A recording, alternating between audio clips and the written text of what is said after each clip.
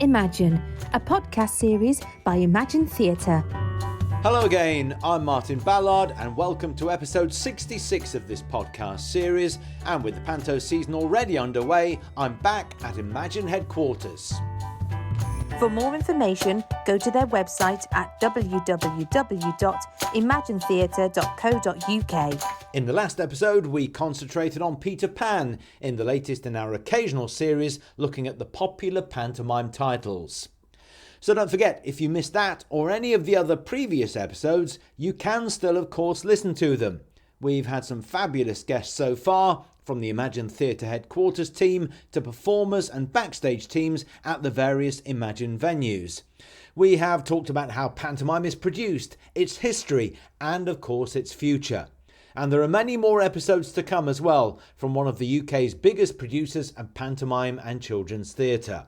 So this time I'm back here at Imagine headquarters with joint CEO, Business and Marketing Director Sarah Boden. Hi Martin, good to see you. So what's happening, Sarah, across the company right now? Because the costumes and the sets are on their way out to venues all over the UK. Some shows are in rehearsal, others already opened, of course, in Coventry and in Scotland. Yep, so this year is the biggest season that Imagine's ever produced. We've got 19 pantos, one consultancy production and 3 Santa shows. So in all, if you count everything, 23 shows, all out simultaneously, all running at the same time. We've got 2 productions open, as you say. We've just opened in the Palace Theatre Kilmarnock as well as the Belgrade Coventry. Press nights about to happen for both of those. And then we've got 12 shows literally lined up to go into rehearsal next week. So we're talking right now is the last Friday in November. We're on the 24th of November. And we will have 12 shows starting on Monday in rehearsal. And by the time we hit Monday, we'll also have other shows that have got sets delivered. All of the 12 shows that are going into rehearsal will have all their costumes and their props delivered. There's just lorries everywhere and people everywhere and inductions happening everywhere, because obviously when everybody starts with us, we also have to induct them into the business. So this is probably one of the biggest inductions across the country, as we induct hundreds of adults, hundreds of children, chaperones, parents. It's just huge. So how is each venue organised? Is one articulated lorry enough for each venue to take sets, costumes and other things? Again, it varies. So there's 2 deliveries normally. Sometimes there's 3, but there's normally 2 deliveries to each venue. First delivery has costumes and props on it. And where possible, we will combine those together. So, for example, if we're taking things down to the Hexagon in Reading and we're also rehearsing at the same time in Hayes, they're just along the M4 from each other. So we'll probably combine the lorries to take the costumes and the props to try and save money. But we've got a new partner this year in our articulated lorries, which uses HVO fuel. Imagine Theatre is a carbon neutral business by offsetting, but this is another part of our step forward in that we're now using hydrogenated vegetable oil as our fuel. So we will be carbon zero on our articulated lorries, which is really exciting. But so that the first delivery is the costumes and props. The second delivery normally happens a week later when we send the set and everything else that goes with all of that. So is one lorry enough? Never enough. And some of the sets are so big that they require 2 lorries to transport them. A couple of our sets really do require, because by the time you've put a flying carriage on the back, or you've put all the lighting and the sound, or you've got to take a flying rig with you, or you've got some kind of special effect, a giant, more often than not, that will take 2 lorries rather than just the one to move the set. What about the other stuff as well? Because I think last year we spoke about the company manager kits, for instance, but there'll be first aid kits, there'll be paperwork as well, because all the cast and the crew and everybody who works on the Imagine shows get booklets about all the various policies and the importance of health and safety. So, and there's quite a lot of stuff away from the sets and costumes. Oh gosh, yeah, there's a lot of paperwork, as you rightly say. So the company manager's boxes, which contain everything a company manager might need for the duration of the run, includes a bit of tea and coffee and some biscuits and things like that, as well as all the paperwork and the legal stuff that we need to send. Chaperone packs, all the chaperones have their own inductions. They have to have safety and child protection and child safeguarding. So yeah, those company managers boxes, usually there's 2 of them. They go with the sets, with the costumes and the props, which are delivered ready for the first day of rehearsal. So they'll be waiting in the rehearsal room when everybody arrives. That is obviously a long process because all the various shows open at different times, which is helpful in a way, because if everybody opened at the same time and started rehearsals at the same time, you wouldn't have enough room outside for all the articulated lorries, would you? Well, there is that. I mean, this year is the most condensed into one weekend. So we have, as I said earlier, we have 12 shows going into rehearsals over this weekend. 2 of them are Santa shows, so they will open within a week and they will get up and running within a week. The pantos, the 10 pantos, all open over the 8th or 9th of December. And no matter how prepared you are, when you've got 10 shows all opening within 2 days, you're going to find yourselves being a little bit scattergun. The team has got to go to lots of different dress rehearsals, lots of different producers' runs, and it's naturally going to be a bit crazy. Okay, so now you've got a number of shows that are in rehearsal. Some have opened already, and that means that the various people in the casts, in the backstage crew, in the stage management team and so on will all have to be paid. Now we're talking about hundreds and hundreds of contracts. Yeah, we reckon that, well, there's over 500 contracts this year covering everybody. Some of those are long-term contracts, so they're staying with the show right from day one of rehearsal, right the way through till the day it closes. So that would be typically your cast, your ensembles, your backstage crew and your band, although band tend to join at the beginning of week 2. Then you've got some shorter term contracts such as your directors and your choreographers that are only with the show for the 2 weeks of rehearsals. We've got lighting designers and sound designers who pop in for 1 week of tech. And as you can imagine, there's the most enormous spreadsheets listing who gets paid when, how much they get paid, what we've got to make sure we pay on top, holiday pay and all of those complicated bits. And that's a big bit of work. I don't think people quite realise the administration logistics that sit behind. We've got a really big team of administrators and finance team, and all they do is make sure the right people are paid the right amount on the right time, and that's quite a challenge. I mean, I've known payrolls they're hundreds and hundreds of thousands of pounds a week, and we work really hard to try and get it as accurate as we possibly can because there's a lot going on, and it's not like we're running these payrolls all the time. There are companies out there who are regularly running the weekly payrolls like we do all the time. For us, it's like a real short, sharp shock of 6 weeks of this happening, and we don't do it the rest of the year. So we have to meticulously plan through the year ready, so all the details are ready for us when those pay runs really do happen. It's not like the old days where you could just send 500 checks out every week. God, can you imagine the hand cramp? I don't write very much anymore. I think my hand would drop off writing 500 checks. Yeah, the good old days when we very first started and you literally posted the checks out to everybody and then the actors and the casts and the crew had to go into the bank and pay it in. But of course, the difficulty being Christmas was bank holiday, so branches of banks weren't open. So in some ways, I think online banking is definitely easier. Yeah, I mean, it can be more complicated, I guess, but it certainly is more efficient. And there are very few times where there's a problem with the banking system. It's a pretty robust system. One of the biggest challenges we face, and it does happen, is if somebody puts an incorrect digit in their bank details when they provide their bank details, and then the entire backs run bounces. So it only takes one person to put an incorrect digit in a bank detail for 500 payments to bounce. And then we've got to go back through and find where that error is and contact that individual.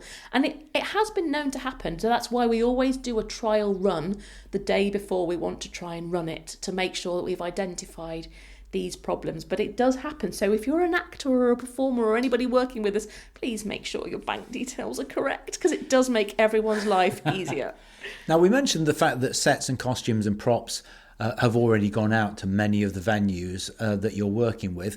But that isn't the end of the matter because obviously in rehearsal there may be other requests that come in, you know, something may not quite work. A director might have a slightly different idea of something. So there will be a budget at each venue as well for buying extra props and so on that are needed. And there may even be calls in here, panic calls saying, you know, have you got another giant balloon or something? So you've got to be on your toes. Yeah, you have. And you're absolutely right, Martin, that every single venue obviously has to have a pot of petty cash. We have to make sure that they have a budget for what they can spend because directors are fantastic, but they do sometimes like to add things in that we maybe haven't planned for, and so on. We have to just make sure either we've got it here and we can send it, and if someone requests it in the first week of rehearsals, we'll send it on the set lorry the following week, so it will arrive later. Or if we've got some extra costume requests, again, that'll all be sent on the set lorry, so it'll arrive in the second week. But yeah, it is a challenge to make sure that we've prepared what people expect to arrive. And also, if you read the words "send us a table," well, what kind of table? A tall table, a small table, a long table, a thin table. So there can be differences in interpretation between what the script or the props list says and what the director was envisaging. But we always try, if we can, to ask those questions in advance. But yeah, I have known a very tall, long table arrive and somebody went, no, I meant a bedside table. And that's the kind of thing that we iron out in week one. Yeah, so there's got to be a hit squad based here to deal with all those issues that come up. And of course, last year we talked about the fact that it's the quietest time in the warehouse because everything's gone out. So you're able to do some maintenance or other things that need doing back here when you've got the time, because a lot of the time you'll be on the road, because that's starting to step up already for you guys, isn't it? Yeah, it is. It's absolutely right. There is, as you say, there is a hit squad back at the head office that will just stay and deal with the requests that come through on the rehearsal reports. We get a rehearsal report every day from each show, and that requests things, and that's what we action. It doesn't get that quiet in the unit, probably until a couple of 3 days before Christmas. But that's the time, as you say, that we do the maintenance. We typically paint the floor. We will just maintain the building, because we can get to parts of the building that we can't normally get to when there's sets in the way. We can actually do maintenance in the roof. We can do all sorts of stuff. So quite often you'll see a lot of workmen arrive in the building in the week before Christmas, because it's our window of opportunity to repair and maintain. And then we always do a full seal of the floor as we shut the building for Christmas Eve, because we've got 2 or 3 days for the floor to seal and things like that. So you'd think we'd have a bit of downtime in the unit while the sets and costumes and props are out, but no, it's maintenance time. But yeah, in terms of travel, about to hit the road, seeing a lot of shows, doing a lot of miles, a lot of trains, lots of cars, lots of aeroplanes, lots of different beds. Some days you'll see 3 shows in a day because you've got to try and get them all in. Because what's interesting this year is, as I say, we're much more condensed in the Panto season. Because of school holidays, some Pantos are slipped a week, and instead of opening in the first week of December, they're now opening in the second week of December because schools are breaking up on holiday later. So what that basically means is we've got a week less to get out and see the shows and go and visit all the productions. So our schedules from the sort of the 8th or 9th of December onwards are crazy. But that's the nature of the job. That's what we do. We love it. I can't wait to get out there and see lots of shows, shout lots of hits behind you, sing a lot of song sheets, and generally get involved. I mean, this is not just Imagine shows as well. All producers will try and see as many pantos from all the companies that they can, because that's the way you get a sense of what's happening in the world generally, rather than just your own productions. That's right. You've got to keep an eye on current trends. There's some really exciting things happening with other producers that we love to support. And I've said this before on the podcast, but the thing that brought Steve and I to Panto in the first place was our love of Panto.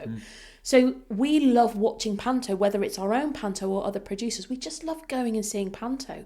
And the next 6 weeks for me are absolutely chock solid booked with Panto. I think at the moment the schedule says 48 by the end of the season.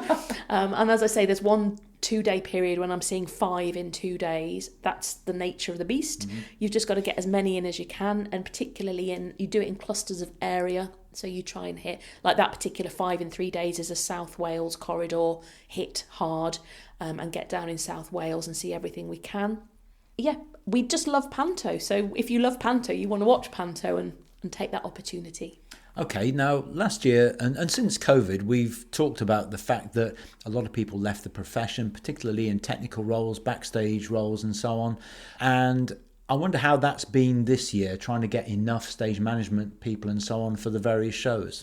Well, finding stage management and technical people is always difficult at Panto time because it's the busiest time of the year. Every single venue in the UK seems to be putting on either a Panto or a Christmas show. And so stage management and everybody in the theatre world is just in really high demand. In 2021, coming out of the pandemic, it was horrendous to try and recruit staff. It's gradually easing as either people are returning back to the industry or as we're getting more graduates coming out of university qualified in stage management. It's never going to be easy to recruit people, but it's certainly easier than it was. And you're working with several colleges and universities on various different things, but with technical people in mind, places like Rose Bruford and Birmingham, and already I think you've seen some of their graduates coming through and working for you. Absolutely, and some really fantastic young people coming out of these courses. There's more and more stage management courses cropping up. There's a great one at GSA as well with Guildford, Birmingham, as you say. We've had some fantastic young people coming through. Feel really lucky to be working with these young people and giving them their first opportunities in the industry, and we love watching what they go on to do. Yeah, so great. We've got a couple of Birmingham graduates actually working with us full-time at head office as well as going out on the road. It's just a pleasure. And it's important, isn't it? And you've said this before, that companies like Imagine have to invest in the future because it's been perhaps lacking a little bit in previous years, and now that's the way forward because you've got to try and get new talent into the industry. I think it was very easy to look back and realise that pre-pandemic we'd probably got ourselves very comfortable. The whole industry had just found its feet and found a rhythm, and there was no reason to change that. And then suddenly with the pandemic, everything's thrown on its head and we suddenly find ourselves having to rethink. We've got some absolutely fantastic young staff here at Imagine HQ, many of whom have done their training and then come to us. We've got Alexandria in wardrobe, we've got Ruth and Jasmine working in our operations department, all of which are relatively recent graduates or young people. They're just creating great work, and it's really exciting to be able to nurture them for the future. As we've always said, we are not the owners of Panto. We are purely the custodians at the moment. We inherited it from a previous generation, and we have to be ready to pass it down to the next generation. And it's our job to make sure that we hand it over in a better condition than we found it. We found it in a fantastic condition, but we have to love and nurture it and protect it, ready for the next generation. And it's those young people who are going to be that next generation, who are going to keep this completely uniquely crazy British tradition going. And it's our job to make sure that they come through and they know what they're doing. And when we pass the baton on, which we will, everybody who's producing at the moment will pass the baton on to the next wave. It has to be ready. And you're doing that in so many different ways as well, aren't you? Because we've spoken in the past about, auditioning at drama schools with current students, maybe in their second year. We know about the work that you do with the junior choruses. You take extra care in, the way that you deal with those young people in their first possibly professional job as such, on a professional stage with professional actors and so on. These people are all the future of the genre. Absolutely, they are. They really are. And we've always said the skills that you learn, particularly for our junior ensembles, the skills that you learn whilst you're doing Panto stand you in such good stead across so many industries. And we've had young people come to us who have been junior ensemble members who are performers now. We've also had them who are theatre managers and marketeers. They've gone into the industry and chosen a slightly different route. And you're not just nurturing the performers of the future, you're nurturing just generally the theatre talent of the future when you're doing your junior ensemble auditions and performers. So yeah, it is really, really important that we give them every opportunity we can. That's why we feel so passionate about open audition, because every child should be given a chance if they want to. Mm-hmm.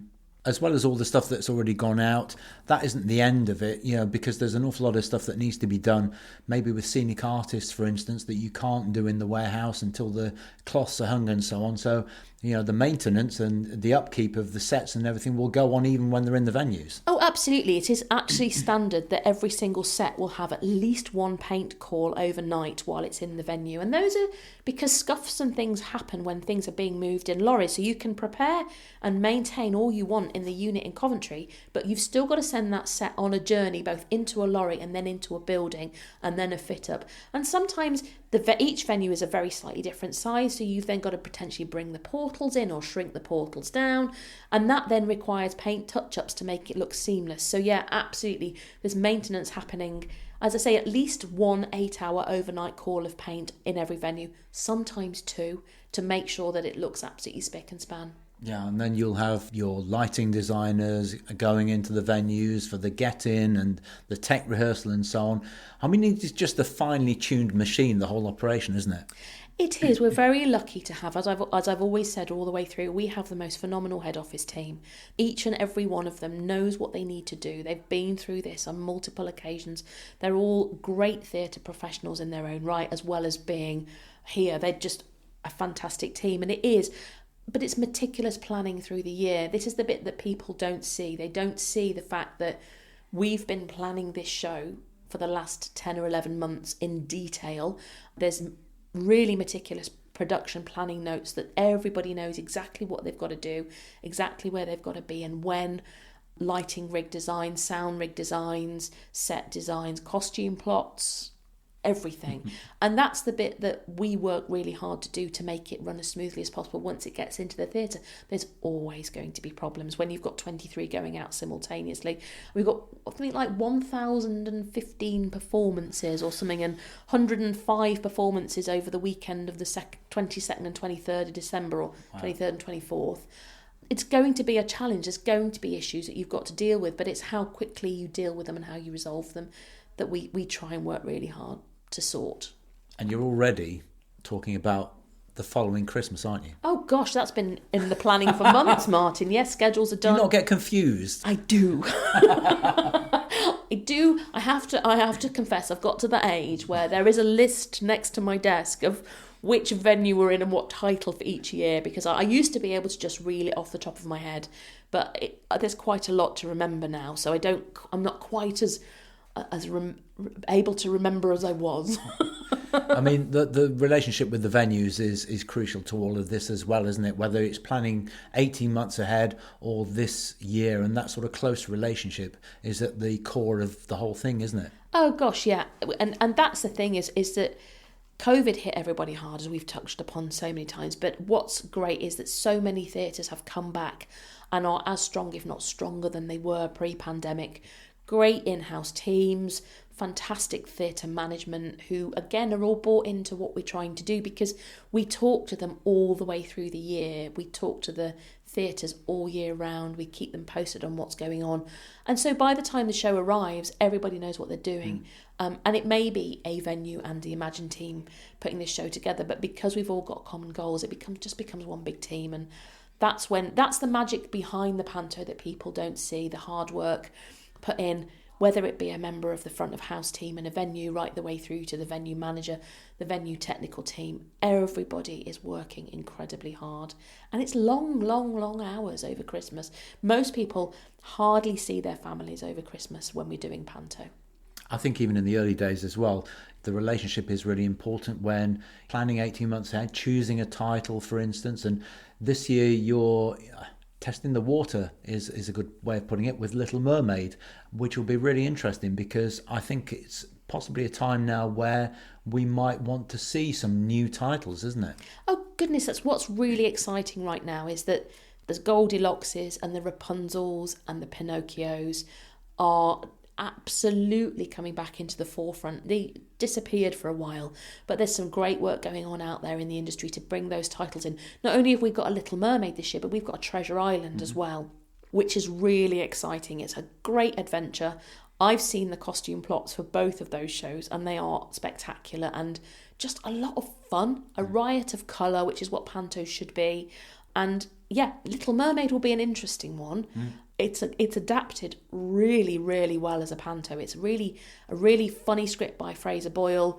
It's got a really great cast who will bring the characters to life in a different way to Panto, because we're dealing with a slightly different twist on the types of characters that we're going to be playing with. But certainly at the photo shoot, it was so much fun to see the team bring a different kind of character to life once they'd seen their costumes and they understood the vision. So I'm excited for the whole season, if I'm honest, this year. Some really lovely work going on all over the place. Yeah, and I think the thing with new titles is it's always a leap of faith for producers, isn't it? Because people like what they know, and the good thing about both Little Mermaid and Treasure Island is everybody knows the stories, so they should be really well received. Oh yeah, and there's some really positive sales out there on each of those productions. It's a leap of faith for the producer, but it's also a leap of faith for the venue, because it takes a lot of daring to step out and do something different to the norm. So it'll be interesting to see what other titles other producers as well start putting into their portfolios. I do know Humpty Dumpty is out there at the moment as well, which is great. That used to be a really big title on the circuit way back in the last millennium. But no, in the sort of 60s, 70s, 80s, Humpty Dumpty was a really big title, and then it just vanished. So it'll be interesting to see, of these titles that are being brought back, just which ones stay. I'm hoping they all do, because it would be lovely to have some really different titles to bring forward, as well as your really traditional titles that we all love. It's great to throw something different in, and the team are really enjoying working on a couple of different titles that we've never done before. You can almost see the excitement in their eyes as we talk about the costume plots, the set designs, the special effects. There's a real buzz in the building. So there's probably a taxi waiting for you to take you to some far-flung venue as we speak. Do you see Steve at all during Christmas? A little bit. A little bit. We do tend to hit the road together once all the shows are open, and also we take our daughter with us as well, who loves Panto as much as we do. So we have a few family road trips. But yeah, we'll see each other a bit, and then we'll go our separate ways a bit. He's coming to Kilmarnock with me this weekend coming, so the day after this goes out, we're up to Kilmarnock for press night, and that'll be the first time in quite a while he's made the Kilmarnock press night, because normally he's in rehearsals in Reading at that point, but Reading has slipped a week, as I described earlier, because of the school holidays, so he'll make Kilmarnock's press night, and that's really special because that's our 20th year in Kilmarnock. So it's really lovely that he's going to be able to be there to celebrate that one, and particularly because the theatre goes into its capital refurbishment project after the Panto, and it goes dark for a couple of years. So I'm really thrilled he's going to be able to make that, as well as just generally seeing lots of Panto together. And then you both collapse on Christmas Day. Yeah, collapse on Christmas Day with the whole family having dinner with us at our house. This year it's our turn.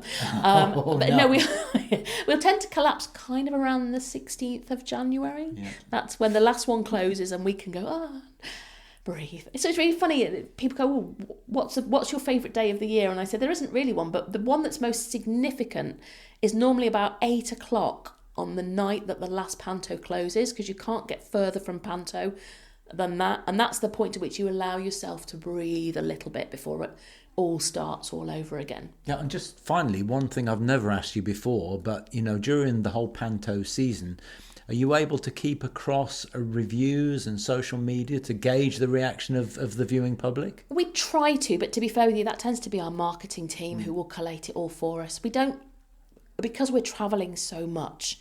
I'm normally driving a car, or I'm in a train that doesn't have very good signal, or I'm in the air in an aeroplane. We do try and keep an eye on it, but certainly we get an overview fed to us by Emma and Katie from our marketing department. And it's nice to know, it's lovely to read the reactions. I love reading that whole, the whole family came, we had a great night, and you think, that's why we do what we do. It's wonderful.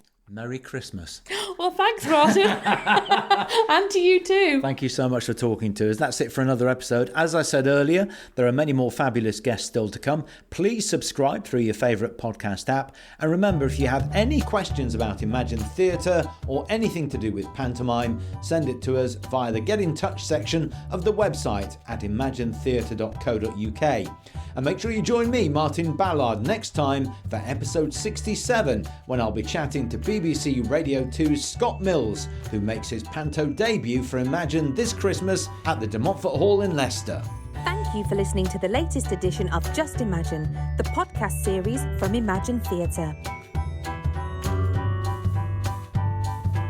And you can find out more by going to www.imaginetheatre.co.uk.